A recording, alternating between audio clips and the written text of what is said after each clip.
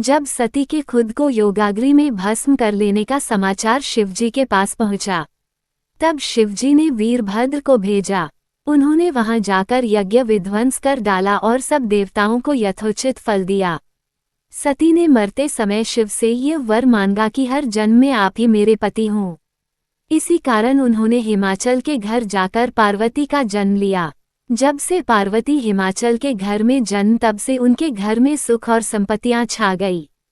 पार्वती जी के आने से पर्वत शोभायमान हो गया। जब नारद जी ने ये सब समाचार सुने तो वे हिमाचल पहुँचे। वहां पहुंचकर वे हिमाचल से मिले और हंसकर बोले, तुम्हारी कन्या गुणों की खान है। ये स्वभाव से ही सुंदर, सुशील और शांत है। ये कन्या सुलक्षणों से संपन्न है। यह अपने पति को प्यारी होगी। अब इसमें जो 2-4 अवगुण है वे भी सुन लो। गुणहीन, मानहीन, माता पिता विहीन, उदासीन, लापरवाह। इसका पति नंगा, योगी, जटाधारी और सांपों को गले में धारण करने वाला होगा। ये बात सुनकर पार्वती के माता पिता चिंतित हो गए। उन्होंने देवर्षि से इसका उपाय पूछा। तब नारद जी बोले, जो दोष मैंने बताए मेरे अनुमान से वे सभी शिव में है।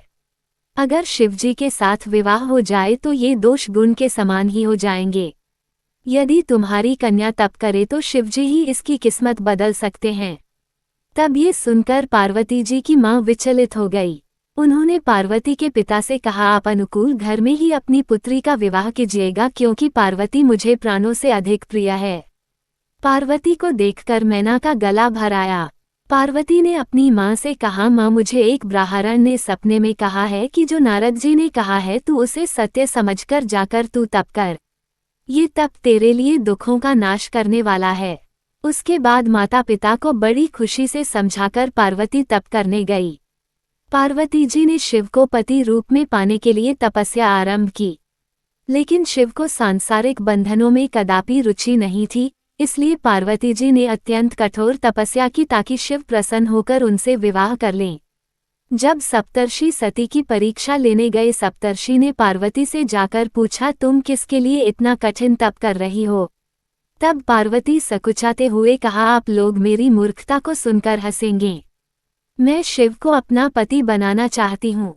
पार्वती की बात सुनकर सभी ऋषि हंसने लगे और बोले कि तुमने उस नारद का उपदेश सुनकर शिव को अपना पति माना है, जो सब कुछ चौपट कर देता है। उनकी बातों पर विश्वास करके तुम ऐसा पति चाहती हो जो स्वभाव से ही उदासीन, गुणहीन, निर्लज, बुरे वेश वाला, बिना घर बार वाला, नंगा और शरीर पर नागों को धारण करने वाला है। ऐसे वर के मिलने से कहो तुम्हें क्या सुख मिलेगा। अब हमारा कहा मानो, हमने तुम्हारे लिए बहुत अच्छा वर चुना है। हमने तुम्हारे लिए जो वर चुना है वो लक्ष्मी का स्वामी और वैकुंठपुरी का रहने वाला है। तब पार्वती उनकी बात सुनकर बोली, कहा है कि मेरा हठ भी पर्वत के ही समान मजबूत है। मैं अपना ये जन्म शिव के लिए हार चुकी हूँ। मेरी तो करोड़ों जन्मों तक यही जिद रहेगी।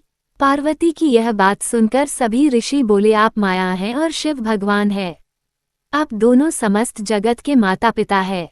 ये कहकर सप्तर्षि पार्वती को प्रणाम करके वहां से चले गए। पार्वती जी की दृढ़ निष्ठा ने जीत लिया शिवजी का मन। वर्षों तपस्या करने के बाद एक दिन पार्वती जी के पास एक ब्रह्मचारी आया। वह ब्रह्मचारी तपस्विनी पार्वती का अधर्य स्वीकार करने से पूर्व बोल उठा, तुम्हारे जैसी सुकुमारी क्या तपस्या के योग्य है? मैंने दीर्घकाल तक तप किया है। चाहो तो मेरा आधा या पूरा तप ले लो, किंतु तुम इतनी कठिन तपस्या मत करो। तुम चाहो तो त्रिभुवन के स्वामी भगवान विष्णु भी। किंतु पार्वती ने ऐसा उपेक्षा का भाव दिखाया कि ब्रह्मचारी 2 क्षण को रुक गया। फिर बोला, योग्य वर में 3 गुण देखे जाते हैं, सौंदर्य, कुलीनता और संपत्ति। इन तीनों में से शिव के पास एक भी नहीं है।